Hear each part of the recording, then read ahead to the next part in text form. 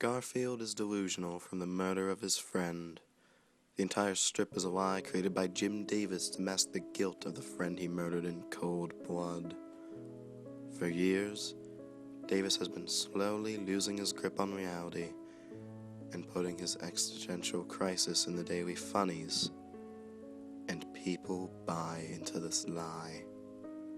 Day after day after day. Let me explain.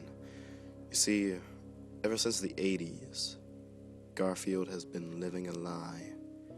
It all began when Nyman, a character who was in the strip since the launch, mysteriously disappeared from the series. Following his disappearance, the strip began to devolve more and more into unrealism. The tattooer cat began to walk on two legs, act more human-like, and interact with John in a more casual fashion. This was a large departure from the cliché, harmless cat humor seen in the earlier strips.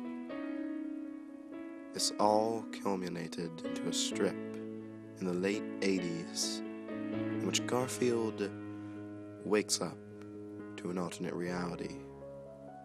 John is gone. Odie is presumably dead, and the house he lives in is abandoned. He slowly begins to starve, lost in a time that he no longer knows. And in order to escape, Garfield uses the power of denial to summon back his old pals. He creates a comforting illusion where he continues to dwell to this day. Jim Davis is Garfield.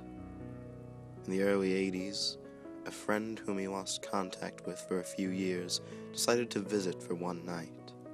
He was back in town from a trip, and what was supposed to be a few beers with a friend turned into cold-blooded murder. Jim became downright murderous when his friend reminded him of childhood memories that were best left forgotten. Memories of abuse, memories of violence. It was just too much for Davis. He broke down, and fueled by alcohol, and began repeatedly bashing in the skull of his friend with a beer bottle. He did so until it was nothing but a bloody pulp, a mash of brains and pus. His friend's dog began to bark and yelp at Jim, and so he silenced him by throwing the dog against the wall, kicking it into submission.